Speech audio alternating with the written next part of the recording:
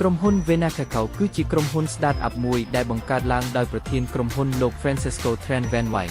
សហគ្រិនម្នាក់ដែលមានបទពិសោធន៍ជាង30ឆ្នាំក្នុងការស្រាវជ្រាវការផលិតនិងពាណិជ្ជកម្មផលិតផលកសិកម្មនិងអាហារ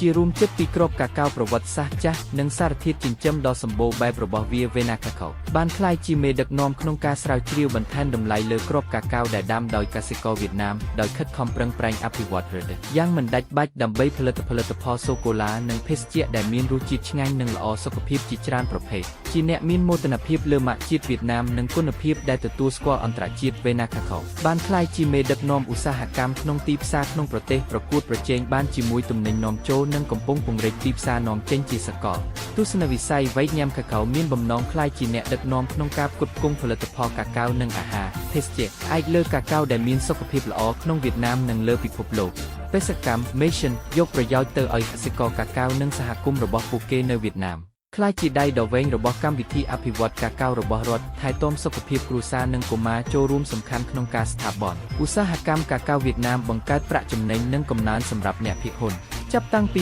20ឆ្នាំមុនមក Vena Cacao បានអភិវឌ្ឍខ្សែផលិតផលសូកូឡាចុងក្រោយ Downstream មានន័យថាផលិតផលរួចរាល់បច្ចុប្បន្ននេះផលិតផលសូកូឡារបស់ Vena Cacao ជាពិសេសម៉ាក La Maison du Chocolat គឺជាម៉ាកវៀតណាមដើមដែលមានរសជាតិបែបវៀតណាមដូចជាសូកូឡាមាយ៉ាអ៊ូសូកូឡាច្រើនធញ្ជាតិយើងសង្ឃឹមថានៅក្នុងឧស្សាហកម្មមានខ្សែផលិតពីដើម Upstream ដល់កណ្ដាល Midstream និងចុងក្រោយ Downstream នោះកសិករនិងអ្នកដាំកាកាវវៀតណាមទាំងអស់នឹងទទួលបានអត្ថប្រយោជន៍យ៉ាងច្រើនតាមរយៈបច្ចេកវិទ្យាដាំដុះបច្ចេកទេសបំលែងការទីផ្សារនិងប្រព័ន្ធចែកចាយគោលការណ៍ចែកចាយក្នុងប្រទេសយើងផ្ដល់អាទិភាពដើម្បីនាំផលិតផលកាកាវដ៏អស្ចារ្យទាំងនេះទៅដល់អតិថិជនចុងក្រោយទូទាំងប្រទេសតាមរយគម្រោងបញ្ចុះតម្លៃការទីផ្សារច្នៃប្រឌិតទាំងអនឡាញនិងអូហ្វឡាញនិងការគាំទ្រលើការលក់ជាញឹកញាប់ Vena Cacao ស្វាគមន៍ក្រុមហ៊ុនអ្នកជំនួញនិងអ្នកចែកចាយក្នុងទ្រង់ទ្រីផ្សេងដូចជា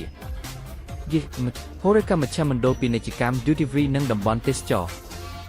ការចែកចាយរួមមាន Dealer តំណាងពាណិជ្ជកម្មភ្នាក់ងារលើសពីនេះយើងអាចរចនាផលិតផល Co-brand ដោយឯកតាសម្រាប់ដៃគូដែលចង់មានម៉ាកផ្ទាល់ខ្លួនដោយមិនគិតពីក្នុងប្រទេសនិងក្រៅប្រទេសគោលការណ៍ពាណិជ្ជកម្មអន្តរជាតិយើងផ្ដោតពន់ប៉ងលើ e-commerce ទំនើបដូចជា Alibaba ជា Amazon ព្រមទាំងបន្តពង្រីកការនាំចេញទៅទីផ្សារបរទេស Vena Cacao ក៏អាចនាំចូលទំនិញពីដៃគូហើយបដូរទីផ្សារពាណិជ្ជកម្មចម្កោះគ្នាតាមរយ